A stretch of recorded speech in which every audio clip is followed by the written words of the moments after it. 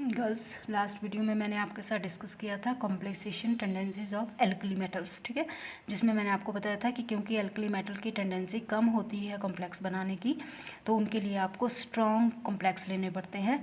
जैसे आपने crown ethers ले लिए या आपने क्रिप्टेट्स ले लिए, which are very strong and they form stable complexes with alkali metals, ठीक है। लेकिन क्योंकि एल्केलाइन अर्थ मेटल्स की जब हम बात करते हैं तो आप देखोगे इनकी complex formation tendency alkali metal के कंपैरिजन में ज़्यादा होती है, तो यहाँ आपको बहुत स्ट्रॉन्ग कॉम्प्लेक्सेस लेने की ज़रूरत नहीं पड़ती। तो हम डिस्कस करेंगे complexation tendencies of alkaline earth metals. Complex formation tendency depend करती है small size of the cation, high charge and suitable empty orbitals of low energy, और ये तीनों कंडीशंस फुलफिल करते हैं alkaline earth metals. Alkali metal के comparison में इनका साइज़ भी छोटा होता है, चार्ज भी इन पे ज़्यादा होता है, और इनके पास सुटेबल एम्प्टी ऑर्बिटल्स होते हैं लो एनर्जी के, राइट। तो इसका मतलब alkaline earth metals are better at forming complexes than group 1। Clear है, वो ज़्यादा स्ट्रॉन्ग या ज़्यादा इजीली कॉम्प्लेक्स फॉर्मेशन करेंगे एज़ कम्पेयर टू ग्रुप 1, ठीक है। जैसे बेरिलियम की बात करेंगे, बेरिलियम की टेंडेंसी सबसे ज़्यादा होती है कॉम्प्लेक्स बनाने की, क्योंकि एक तो साइज़ इसका छोटा है, सबसे छोटा है, तो ये सारी कंडीशंस को फुलफिल करता है, तो इसकी formation tendency, complex formation tendency सबसे ज़्यादा होगी। जैसे BeF2 2 फ्लोराइड के साथ कॉम्प्लेक्स बनाता है BeF4 2-। तो आपने बस 2-3 एग्जाम्पल याद कर लेने। ये देखो, ये कॉम्प्लेक्स बना बेरिलियम का फ्लोराइड के साथ, BeF2 लिया आपने, क्योंकि इसके पास एम्प्टी ऑर्बिटल्स हैं, तो ये 2 फ्लोराइड के साथ भी कॉम्प्लेक्स बनाएगा, ठीक हो गया। इसी तरह से बेरिलियम का कॉम्प्लेक्स ऑक्जेलेट के साथ बनाया आपने 2-, ठीक है, ये 2 ऑक्जेलिक एसिड के साथ, ठीक है। तो ये आपने 2 एग्जाम्पल याद कर लेने। बेरिलियम की बात की आपने, इजीली बना पाता है क्योंकि इसके पास ये तीनों कंडीशंस फुलफिल होती हैं, साइज़ भी छोटा होता है, चार्ज भी ज़्यादा है, एम्प्टी ऑर्बिटल्स हैं लो एनर्जी के, जहाँ पे ये अकोमोडेट कर सकता है इलेक्ट्रॉन। इन्होंने, ये है लिगेंड, यहाँ पे इन्होंने देने हैं इलेक्ट्रॉन बेरिलियम को, एम्प्टी ऑर्बिटल्स हैं इसके पास, जिसमें कौन डोनेट करेगा इलेक्ट्रॉन, फ्लोराइड। यहाँ पे भी बेरिलियम के पास एम्प्टी ऑर्बिटल है, कौन डोनेट करेगा, ऑक्जेलेट का ऑक्सीजन, ठीक है। तो this was complexation tendencies of alkaline earth metal. आपकी बुक में 2-3 एग्जाम्पल और दिए हैं, you can copy from them, ठीक है, आप देख सकते हो, पर ये 2 भी सफिशेंट है। अगर आपको आता है तो you can draw the 2, that is sufficient. उसके बाद जो लास्ट में अब टॉपिक बचता है गर्ल्स एस ब्लॉक एलिमेंट में, वो बहुत सिंपल भी है बट इम्पॉर्टेंट भी है, solutions of metals in liquid ammonia. मतलब लिक्विड अमोनिया को हम एज ए सॉल्वेंट लेंगे अब, ठीक है। तो यहाँ मैं सॉल्वेशन बोलूँगी, गर्ल्स ध्यान रखना है आपने, यहाँ पे मैं क्या बोलूँगी इसको अब, solutions of metals in liquid ammonia means solvation, not hydration, क्योंकि हाइड्रेशन मैंने तब बोलना था इसको अगर हम पानी लेते, solutions of metals in water, तब मैंने उसको हाइड्रेशन बोलना था। यहाँ मैं ले रही हूँ solutions of metals in liquid ammonia, तो I am calling it as solvation. अब ध्यान देखो, alkali metal dissolve in liquid ammonia to give blue solutions which are conducting in nature. ये चीज़ पहली कि जितनी भी एल्कली मेटल्स हैं वो सारी लिक्विड अमोनिया में डिजॉल्व होती हैं, ब्लू कलर का सॉल्यूशन बनाती हैं which are conducting in nature. इसके इंपॉर्टेंट कैरेक्टरिस्टिक्स देखो, these are blue in colour and colour is independent of the metal dissolve. चाहे सोडियम ले लो, पोटाशियम ले लो, रुबीडियम ले लो, लिथियम ले लो, कलर कौन सा आएगा, blue. When concentration of the metal is increased, ठीक है, पहले तो ब्लू कलर आएगा, लेकिन जैसे जैसे आप मेटल की कंसंट्रेशन इंक्रीज करेंगे कलर ब्रॉन्ज को चेंज हो जाएगा और शो मेटेलिक अपीयरेंस, क्योंकि जब मेटल की कंसंट्रेशन बढ़ती जाएगी तो ब्रॉन्ज कलर आएगा और उसके बाद आपके पास मेटेलिक अपीयरेंस आ जाएगी। ये सॉल्यूशंस कंडक्टिंग होते हैं, स्ट्रॉन्ग रिड्यूसिंग प्रॉपर्टीज़, ठीक है, वो पहले बताया आपको, क्योंकि जो चीज़ कंडक्टिंग होगी, जो इलेक्ट्रिसिटी कंडक्ट कर रही है, that is a strong reducing agent, तो strong reducing properties. These solutions are paramagnetic and paramagnetic character decreases with increasing concentration। अब सबसे चीज़ आपने याद रखनी, किसकी कंसंट्रेशन बढ़ रही है, एल्कली मेटल की। तो ये प्रॉपर्टीज़ हमने एक एक करके अब डिस्कस करनी है। अगर रिपीट करती हूँ मैं दोबारा से कि जब मेटल्स को, एल्कली मेटल्स को आप लिक्विड अमोनिया में डिज़ोल्व करते हो तो ब्लू कलर का सॉल्यूशन आता है, colour is independent of the metal dissolve. कोई भी मेटल ले लो, एल्कली मेटल, कलर ब्लू ही आएगा। जब कंसंट्रेशन मेटल की इंक्रीज़ कर रही है तो कलर पहले ब्रॉन्ज होगा, उसके बाद उसकी मेटेलिक अपीयरेंस आएगी, ठीक है। ये जो सोल्यूशन होता है मेटल का लिक्विड अमोनिया में, it is conducting, it will conduct electricity, it is conducting and show strong reducing properties. और ये जो सॉल्यूशन होता है ये पैरामैग्नेटिक होता है प्रॉपर्टीज़ में, लेकिन जैसे जैसे आप मेटल की कंसंट्रेशन को बढ़ाते जाओगे पैरामैग्नेटिक करैक्टर क्या करता जाएगा, डिक्रीज। तो ये प्रॉपर्टी अब हमने एक्सप्लेन करनी है कि ब्लू क्यों होता है, ब्लू से ब्रॉन्ज में क्यों चेंज हो जाता है जब कंसंट्रेशन बढ़ाते हैं, पैरामैग्नेटिक क्यों होता है, कंडक्टिंग क्यों होता है, रिड्यूसिंग क्यों होता है, ये सारी प्रॉपर्टीज़ हम डिस्कस करेंगे गर्ल्स।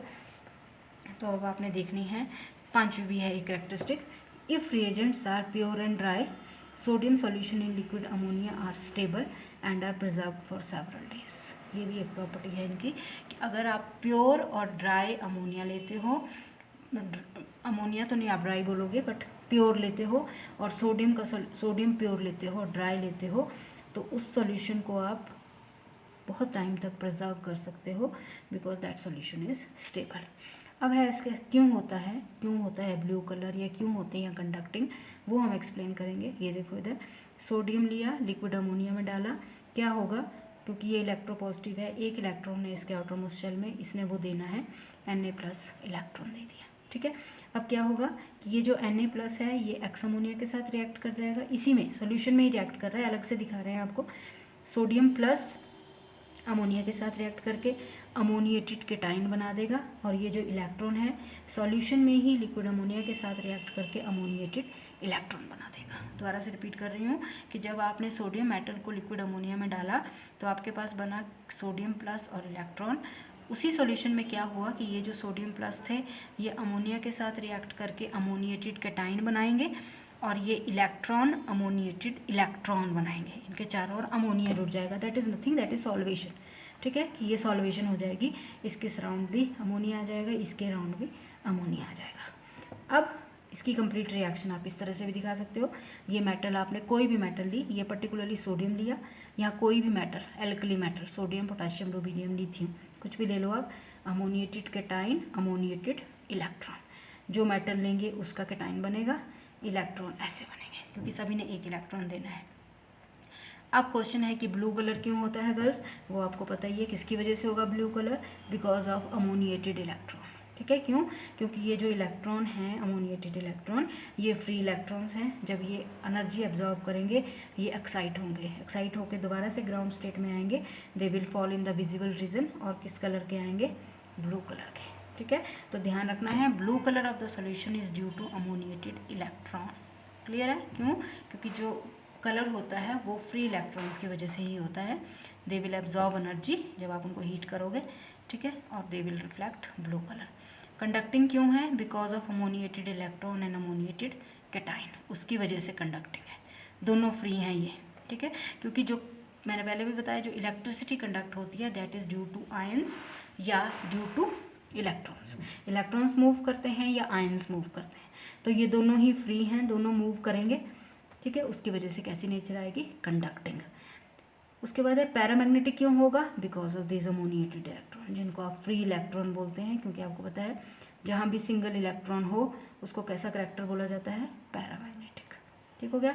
उसके बाद लेकिन जैसे जैसे कंसंट्रेशन बढ़ती जाएगी पैरामैग्नेटिक करैक्टर डिक्रीज करता जाएगा, क्यों, क्योंकि जैसे जैसे कंसंट्रेशन बढ़ती जाएगी इलेक्ट्रॉन्स की क्या होती जाएगी गर्ल्स, पेयरिंग, पहले एक इलेक्ट्रॉन प्रोड्यूस हुआ, फिर आप जैसे जैसे कंसंट्रेशन बढ़ाओगे दूसरा प्रोड्यूस होगा, और वहाँ पे क्या हो जाएगी, इलेक्ट्रॉन्स की पेयरिंग। तो ये चीज़ें आपको बिल्कुल क्लियर होनी चाहिए। सॉल्यूशन ब्लू कलर का होता है due to ammoniated electron, solution conducting होता है due to ammoniated electron as well as ammoniated cation, क्योंकि आयंस भी मूव करते हैं इलेक्ट्रॉन भी मूव करते हैं, और जब इलेक्ट्रॉन या आयन मूव करते हैं तो इलेक्ट्रिसिटी इज कंडक्टेड।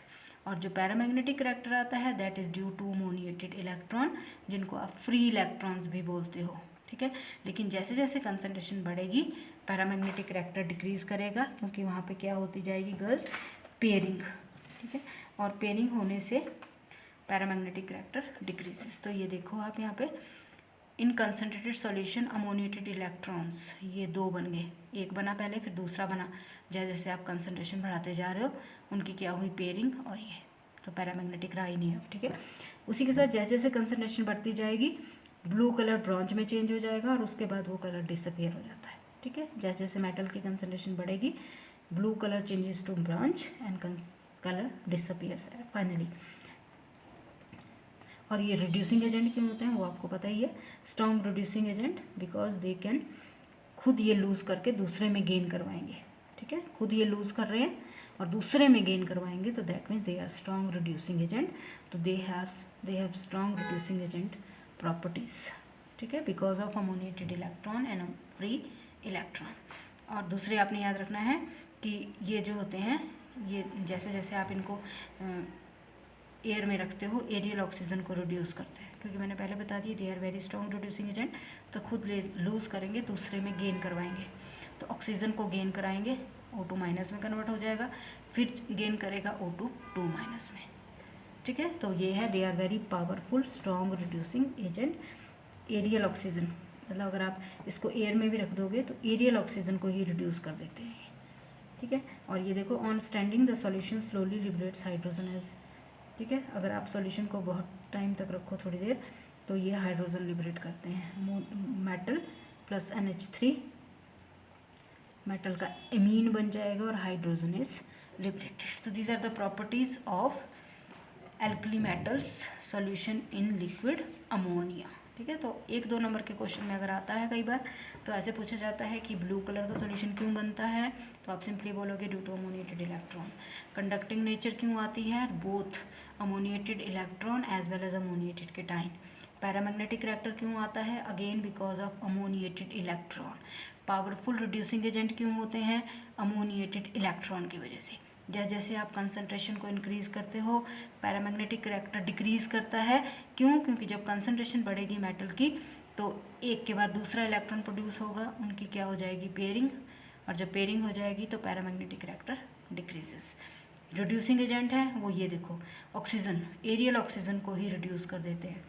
O2 ये गेन करेगा, उन्होंने लूज़ किया, ठीक है, तो ये गेन करेंगे O2 माइनस O2 2 माइनस, ठीक है। और on standing the solution slowly liberates hydrogen. Metal को अगर आप अमोनिया में डिज़ोल्व कर दो और थोड़ी देर सॉल्यूशन को रहने दो तो क्या लिबरेट होती, हाइड्रोजन गैस, और साथ में बन गया मेटल एमीन। तो this was all about S block elements. हमने complete S block elements discuss किए हैं गर्ल्स। तो प्लीज़ आपने नोट्स बना लेने हैं, कहीं प्रॉब्लम होगी तो वी कैन डिस्कस जब हम मिलेंगे ऑफलाइन इन द कॉलेज, ठीक है। तो आपने अच्छी तरह से पढ़ लेना है, अच्छी तरह से नोट्स बना लेने हैं। Thank you.